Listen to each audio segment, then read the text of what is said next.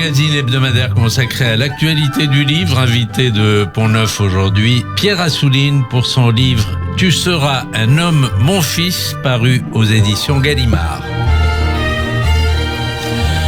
Pierre Assouline, bonjour. Bonjour. Et bonne année. Vous êtes membre de l'Académie Goncourt. Vous êtes auteur de très nombreuses biographies qui vont de Camondo à Simenon et de Dassault à Cartier-Bresson. Et là, vous avez entrepris de raconter l'histoire d'un poème célèbre dans le monde entier. C'est le poème ou c'est l'auteur Kipling qui vous ont attiré ? Au départ, c'est quand même le poème, parce que le poème est beaucoup plus connu finalement que l'homme. L'homme est connu très très bien en Angleterre. En revanche, en France, c'est paradoxal, on connaît son œuvre, c'est-à-dire ce poème, on connaît le livre de la jungle, on connaît Kim ou Mowgli, mais on ne sait rien du personnage. Quand je dis on, c'est les gens en général, et même les lecteurs les plus cultivés, les plus érudits, ne savent pas grand-chose de Kipling. Alors moi, ça a été un peu la rencontre des deux, c'est-à-dire une curiosité pour l'écrivain, pour l'homme derrière l'écrivain, et aussi, au-delà, pour ce poème, qui est le plus connu de la langue anglaise contemporaine. Le plus connu et le plus traduit aussi, traduit un peu partout, moqué aussi, travesti, réécrit. C'est la rançon de la gloire. Hein. C'est normal, finalement, puisque, je veux dire, vu son succès depuis 1910, ça fait plus d'un siècle, que c'était évident qu'il allait être plagié, pastiché, moqué, contesté, voilà, bon. Et même en yiddish, you will be a man, my son. Ein Mensch. C'est bien à deux Marocains de parler yiddish à la radio. Absolument. Je ne sais pas s'il est traduit en arabe.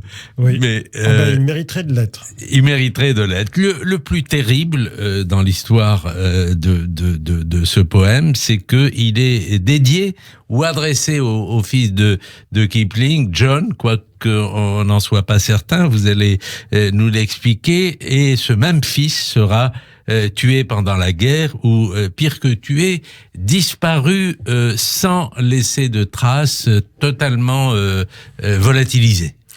Oui, pendant la Première Guerre mondiale, en 1917, en fait, le fils de Kipling n'aurait pas dû y aller puisqu'il était très très myope, comme son père. C'était héréditaire, et donc il a été réformé en 14. Alors, être réformé en 14, c'est la honte. En tout cas, eux, ils le vivent comme une honte, surtout le père, qui avait formé de grands projets pour son fils, mais qui a vite été déçu parce qu'il n'était pas très doué à l'école, il s'intéressait qu'au sport, et il n'était pas doué pour grand-chose d'ailleurs, mais c'était un garçon adorable. Et le fils était écrasé quand même par ce père extrêmement connu, qui était le grand poète de l'Empire britannique, le chantre du colonialisme anglais. Et donc, quand il a été réformé en 14, le père a dit « Je vais quand même te faire pistonner. J'ai un ami qui est colonel dans un régiment irlandais, il va te prendre. » Et il l'a pris. Le fils n'a pas dit non, puisqu'il voulait faire plaisir à son père. Il lui était impensable qu'un garçon de 17 ans et demi restait à la maison quand toute cette génération était partie, la fleur au fusil, dans le nord de la France, pour la guerre contre les Allemands.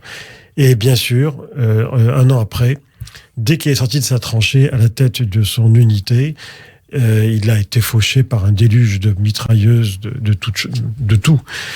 Et on n'a pas retrouvé son corps pendant 2 ans. Donc le père, Kipling, était dans le déni. Il disait non, il n'est pas mort, il est juste disparu. Il est peut-être prisonnier chez les Allemands, il est peut-être dans un hôpital soigné. En tout cas, tant qu'on n'a pas retrouvé son corps, pour moi, il n'est que disparu. Il faut dire qu'il y avait 200 à 300 000 soldats britanniques disparus, dont on n'a jamais retrouvé la trace, car il y a eu un tel déluge d'acier, de boue, de sang, d'eau, enfin, ça a été terrible. Des dizaines de milliers de soldats britanniques qui ont disparu, et en France, j'imagine que ça a été un peu la même chose pendant la Première Guerre mondiale. Les corps ont été totalement pulvérisés, même les plaques d'identification étaient broyées, donc il ne restait rien de tous ces gens. Donc il y a eu des monuments collectifs. Pendant 2 ans, il n'y a pas cru, le père. Donc Et régulièrement. il s'est retrouvé, ce fils qui était destiné à être un homme, il s'est retrouvé comme un anonyme dans dans la tombe du soldat inconnu. Fauché comme d'autres et enterré, disons, même symboliquement, puisqu'on n'a pas retrouvé ses restes, dans des monuments funéraires collectifs, sur lesquels le roi a demandé à Kipling de composer les épigraphes poétiques connues de Dieu seul. Et bon, pour lui, ça a été terrible parce que dès lors qu'il a vu que c'était terminé, qu'il n'y aurait plus de recherche possible, il devait faire face à sa propre responsabilité et à sa propre culpabilité de père. Et c'est là que ça m'intéressait beaucoup. Car Kipling... Vous dites d'ailleurs très joliment, enfin très puissamment, les enfants, ça ne doit pas mourir avant les parents. Dans une société idéale, on ne devrait mourir que lorsqu'on a fini de vivre. Oui, c'est ce qui se dit à ce moment-là. Mais vous savez, Kipling, j'ai appris à le connaître pour écrire ce livre, si je puis dire.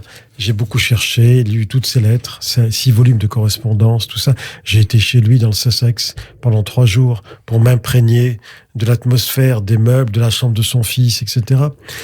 Ce n'est pas un homme sympathique. C'est-à-dire qu'on peut être admiré, mais pas aimé. Ce qui est souvent le cas des grands artistes qui ont des tempéraments parfois assez odieux, etc. Et j'ai appris à l'aimer parce que moi, ce qui m'intéresse chez les gens, c'est leur faiblesse. Or, au moment où je rencontre Kipling, c'est-à-dire pendant la Première Guerre, il fend l'armure parce que c'est un père désespéré. Et il est obligé de s'interroger sur sa responsabilité et sur sa culpabilité. Alors, il est totalement irreligieux, mais il aimait la Bible pour ses qualités littéraires. Oui, il est né anglican, dans un milieu anglican, mais il a été tout de suite athée, parce que ses grands-parents étaient des pasteurs presbytériens assez stricts, donc il a tout rejeté très tôt. Il s'est tourné vers la maçonnerie. Donc il était franc-maçon de l'âge de 21 ans aux Indes, puisqu'il habitait aux Indes à ce moment-là. Il était jeune journaliste dans un quotidien anglais des Indes. Et là, il était assez actif comme franc-maçon.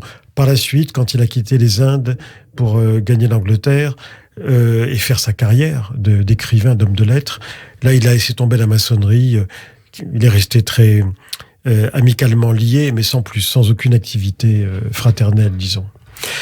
Vous dites quelque part qu'il n'aimait pas Offenbach et qu'il ne fallait surtout pas lui rappeler que le jeune Offenbach avait appris la musique en écoutant son père qui était Chazan à la synagogue. Et dans les années 20, dans ses lettres et dans ses conversations, c'est assez frappant quand même, mais c'est dû probablement à son séjour en Inde, il est Lord Balfour à cause de sa fameuse déclaration sur le foyer juif. Pourquoi ? Alors, ce qui était intéressant, et moi je l'ignorais, pour tout vous avouer, parce que tout ça n'est pas connu, c'est pas public, je l'ai trouvé dans ses lettres. Il y a un double mouvement. D'un côté, dans ses lettres, à chaque fois, ou même dans ses conversations, régulièrement, il invoque Allah. Il dit, par Allah, Allah soit heureux de voir ça, etc. Il l'invoque Allah, ad hominem, si je puis dire. Et ça, c'est assez frappant, parce qu'il n'est pas musulman du tout. Il n'est même pas croyant. Donc je me disais, c'est un tic de langage, ou bien voilà. Et dans le même temps, régulièrement, dans toutes ces lettres, il y a des poussées, des pointes d'antisémitisme, disons le mot. Très clair. C'est-à-dire, on lui parle de quelqu'un, il dit « oui, celui-là, il est trop sémite pour moi ». Ou celui-là, c'est un juif, il pense qu'à l'argent, etc. C'est son antisémitisme qui est un antisémitisme non pas biologique ou viscéral, mais qui est, pour lui, naturel. Et ça, il le projette aussi sur la Palestine et Israël. Pardonnez-moi, Pierre, vous manifestez un peu d'indulgence pour son antisémitisme, alors que vous dites vous-même qu'il a prouvé les protocoles des sages de Sion. Oui. Mais d'un autre côté, quand il est raciste, ça n'a rien à voir avec son antisémitisme, qui reste encore une fois quelque chose de social, c'est quelque chose de son milieu. C'est pas pour l'excuser que je dis ça, parce que à l'époque, beaucoup de gens ne sont pas antisémites, donc c'est pas la question. Mais dans ce milieu anglais, qui est un milieu assez aristocratique ou upper class, ils le sont presque tous. Ce qui est frappant, c'est que dans son œuvre, l'antisémitisme n'apparaît jamais, sauf une fois, dans un poème. Mais tout le reste, les Juifs sont totalement absents. Alors que dans ses lettres et sa conversation, ça revient de temps en temps. Ça m'a frappé. Et en plus, il projette ça sur, évidemment, la Palestine et sur le... Bon, il n'a pas vécu assez vieux pour voir naître l'État d'Israël, mais ça n'aurait pas manqué. Mais on a ça chez beaucoup d'écrivains qui sont totalement maîtrisés quand ils écrivent des livres. Alain, le philosophe, peut-être même un peu Matzneff, dont on parle beaucoup. Non. Assez anti-israélien, en tout cas. Ah ben, ça, c'est une chose, mais il n'est même pas anti-israélien. Moi, je l'ai connu, pas anti-israélien affirmé. Il a été... Je vais vous dire, c'est même pas par rapport à Israël, ils s'en fichent d'Israël. Non, mais cette manière de se laisser aller dans un journal intime ou dans des lettres. Ça n'a aucun rapport ni avec Israël ni avec les Juifs. Aucun rapport. Non, au contraire, il a juste été à un moment de sa vie, et j'avais fait un article pour me moquer de lui alors que je le connaissais, pro-Kadhafi. Je lui dis, mais qu'est-ce que c'est que cette histoire de Kadhafi? Tu soutiens un type qui soutient le terrorisme. Et il m'a dit, oui, mais j'ai été invité là-bas, ils m'ont choyé, enfin bon, bref, c'était n'importe quoi. Non, ce que je voulais dire, c'est que quand Kipling est raciste, eh ben, il l'est beaucoup plus gravement que son antisémitisme, c'est le racisme anti-allemand. Et ça, c'est une permanence. C'est-à-dire qu'avant la Première Guerre, il est déjà anti-allemand. Il ne cesse d'écrire et de dire en public « Méfiez-vous des Allemands ». Ce qu'ils ont fait en 1870, ils recommenceront. En 14-18, alors là, il se déchaîne sur tous les tréteaux, toutes les tribunes. On lui offre une colonne dans le Times chaque semaine. Il tape sur les Allemands de manière inouïe. Et après la Première Guerre, évidemment avec la mort de son fils, alors là, vous avez des flots de haine, mais qui relèvent du racisme biologique. Il dit, en public, les Allemands, c'est une sale race. C'est une race à éradiquer de la terre européenne. Ça va jusque-là. C'est vraiment du racisme biologique. Alors, ce qu'il y a d'extraordinaire, et ça, il faut lui rendre hommage pour ça, c'est que dans l'entre-deux-guerres, et notamment la fin des années 20, le début des années 30, en Angleterre, tout le monde est dans la politique d'apaisement de Chamberlain, y compris les intellectuels. Et l'un des rares, je dis pas le seul, mais presque le seul, qui ose dans toutes les tribunes publiques dire « Méfiez-vous des Allemands, celui que vous appelez Monsieur Hitler est un barbare, il va asservir l'Europe, il va tous vous écraser ». Il leur annonce tout ce qui va se passer. Et il est le seul à clamer. C'est une sorte de Cassandre, si vous voulez, mais il faut lui rendre hommage. Et dans le même temps, en France, il y en a surtout un qui fait ça, qui est André Suarez, qu'on prend pour un fou. Et il y en a un autre en Allemagne et dans le reste de l'Europe qui fait ça, c'est Klaus Mann, le fils de Thomas Mann, qui ne cesse lui aussi de dire « Méfiez-vous, attention !» Alors qu'à cette même époque, quelqu'un comme Stefan Zweig dit « Non, mais ça va se calmer, ne croyez pas, il ne faut pas diaboliser Hitler et les nazis, on va voir. » Alors, c'est un très beau thème finalement, et c'est un poème très fort. Et tout homme qui a un fils, ou tout fils qui a un père, pense nécessairement au poème de Kipling. Vous-même, vous dédiez d'ailleurs ce livre à votre père avec cette belle dédicace que j'aime beaucoup, à mon père, plus que jamais. Oui, parce que tout mon goût pour l'histoire vient de mon père, qui est mort il y a 25 ans, et donc avec lequel j'ai eu énormément de conversations. Mais j'ai eu la chance d'avoir des parents aimants et d'avoir une enfance de rêve dans un pays de rêve que vous connaissez bien. Et donc, j'aime beaucoup, d'ailleurs, j'ai beaucoup aimé une de vos anciennes dédicaces qui est magnifique, à ma mère, car sinon elle me tue. Oui, mais les dédicaces, vous savez, bon. Non, mais c'est très joli. Les dédicaces, il faut les soigner, et vous les soignez très bien. Non, mais mon père, c'était évident qu'il planait sur ce livre. C'était évident parce que, un poème qui s'intitule « Tu seras un homme, mon fils », ça ne veut pas dire qu'il me l'a fait lire, ni rien. Je pense qu'on a dû en parler, mais tout mon goût pour l'histoire, toute mon obsession peut-être pour la guerre, les deux guerres, la première et la deuxième, ça vient quand même de cette conversation permanente que j'ai eue avec lui, parce que il en était lui-même hanté, et parce que lui-même a été touché par le deuil, et quand je l'ai vu ainsi, moi, j'étais plus jeune et je me demandais qu'est-ce que c'est que d'être un père et de perdre un fils. Mais je ne pouvais pas savoir parce que j'avais 18 ans. Mais je voyais mon père et je me disais qu'est-ce que ça doit être. Je ne pouvais pas comprendre. Et par la suite, ayant moi-même des enfants, et même des petits-enfants maintenant, ayant des enfants, et ayant, vers l'âge de 40 ans, 45 ans, la question est revenue me hanter, de me dire, mais qu'est-ce que c'est que de perdre un fils quand on est un père ?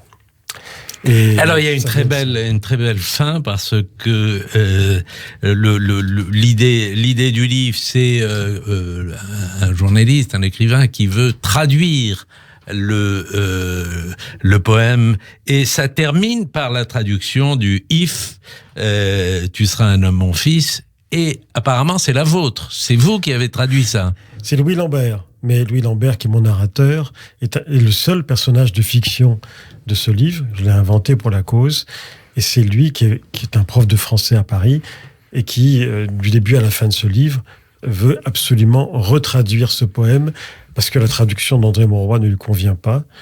Et finalement... Alors je me suis demandé qu'est-ce qui ne convenait pas, qu'est-ce qui ne vous convient pas au fond, parce que c'est vous qui avez traduit, oui. Même si c'est derrière Louis Lambert. Mais enfin, qu'est-ce qui vous gênait ? D'abord, la traduction de André Mauroy était contenue dans un roman, Les silences du colonel Bramble, et elle a eu un succès considérable. Elle est extrêmement répandue. Ce qui me gêne, ce n'est pas qu'il ait dit que c'est une adaptation. On a le droit d'adapter un poème. Mais ce qui me gêne, c'est d'une part les contresens, d'autre part les erreurs factuelles dans le poème. Et enfin, le plus grave, il y a un quatrain qui n'est absolument pas dans le poème de Kipling et qui est entièrement inventé par Mauroy. Donc ça, c'est pas normal. Il le met sous la signature de Kipling. C'est entièrement de Mauroy. Et en plus, ça fait dire le contraire au poème. Le poème est un poème de sagesse. Or là, ce qu'il a rajouté, ça dit aux jeunes, soyez forts, soyez dominants, écrasez l'autre. Non, c'est pas du tout ça le poème. J'aime beaucoup d'ailleurs la scène où Kipling dit à Louis Lambert, avant de lui donner l'autorisation de traduire le poème, il lui dit comment il traduit en anglais l'expression I would rather not to. I would prefer not to. Je préférerais ne pas. Alors il a une réponse, je l'ai pas notée, mais elle me reste dans la tête. Sa réponse, c'est je ne préférais pas, c'est-à-dire je préfère pas vous répondre à votre question de comment traduire I would prefer not to, parce que c'est le leitmotiv de Bartleby the Scrivener, qui est une nouvelle de Herman Melville, célébrissime, et qui est entièrement tenue, toute cette nouvelle, par cette expression que le héros, Bartleby, dit en permanence. On lui demande de travailler au bureau, etc. Et il répond « je ne préférerais pas ». Alors, les traducteurs, depuis un siècle, se battent pour savoir est-ce qu'il faut traduire. Je préférerais ne pas ou je ne préfère pas. Je ne préfère pas, je ne voudrais pas. Enfin, il y a au moins 10 traductions et des gens s'étripent là-dessus. Bon, ça c'est... Mais alors, il fait cette réponse, je préférais pas vous répondre finalement. Eh bien, voilà. Donc, vous avez bâti tout un livre. Et c'est très attachant, c'est très prenant ce livre avec cette tragédie autour d'un fils auquel s'adresse un poème. Tu seras un homme, mon fils, et qui finit disparu dans les tranchées de la guerre de 14. Et nous passons au questionnaire Pont-Neuf. Alors le questionnaire c'est plus court, vous répondez en une phrase, vous pouvez quand même élaborer, vous pouvez dire ni l'un ni l'autre. Êtes-vous, Pierre Assouline, Tolstoï ou Dostoïevski ? Un peu des deux, parce que Tolstoï c'est le souffle, et c'est aussi la sonate à Kreutzer, et puis Dostoïevski c'est le tourment mystique et métaphysique, et je suis un peu des deux.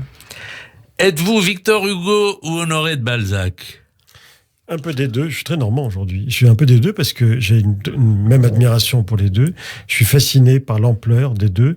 J'aimerais tellement écrire comme un peu d'Hugo et un peu de Balzac. Êtes-vous Soutine ou êtes-vous Modigliani? Modigliani. Parce que j'ai je me sens plus proche. J'ai été sur sa tombe. Voilà, il y a différentes raisons. Modigliani me parle. Il me parle. Êtes-vous Ben Gourion ou êtes-vous Jabotinsky? Ben Gourion sans hésiter. Oui. Enfin, le révisionnisme, c'est pas ma tasse de thé. Et le Ben Gourion, c'est beaucoup plus ma jeunesse militante dans le sillage de Avoda. Donc, je me suis reconnu dans ses idées, bien sûr. J'aurais aimé le connaître, une grande admiration pour lui. Êtes-vous Rachi ou êtes-vous Maïmonide? Un peu des deux. Parce que, là aussi. Ah ben oui, parce un que... peu séfarade, un peu ashkénaze. Non, c'est pas ça. C'est que moi, je suis contre l'esprit binaire, qui est l'esprit français. Là, dans vos questions, vous êtes très français. Il faut être Beatles ou Rolling Stones. Mais moi, j'ai aimé les deux. Il faut être Bob Dylan ou Leonard Cohen. Mais j'ai aimé les deux, comment je fais? Oui, mais je prends le meilleur des deux. Et je suis comme ça en beaucoup de choses. En notre société, exige un choix entre un dilemme binaire, c'est ça ou ça. Mais vous avez tout à fait le droit d'être les deux. Êtes-vous les tontons flingueurs ou êtes-vous Rabbi Jacob? Les tontons flingueurs. Parce que c'est indémodable, puis parce que, moi, ça me fait hurler de rire. Rabbi Jacob, c'est bien, mais bon, c'est un peu épais. Alors que l'humour, hein, puis De Funès est trop hystérique, il m'énerve un peu. Alors que les tontons flingueurs, les acteurs sont extraordinaires, Ventura, Blier, tout ça, Francis Blanche. Et puis le texte le dialogue de Audiard, c'est irremplaçable. Êtes-vous Twitter ou êtes-vous Facebook? Twitter. Je tweete tout le temps. Je tweete des informations, essentiellement, je ne parle pas de moi. Et voilà, je trouve que c'est un média très intéressant qui permet aussi d'apprendre beaucoup de choses sur l'actualité, de s'informer sur beaucoup de choses. Merci Pierre Assouline. Tu seras un homme, mon fils. C'est un roman de vous qui est publié aux éditions Gallimard. C'était Pont Neuf, le magazine consacré à l'actualité du livre. Bonne semaine à tous.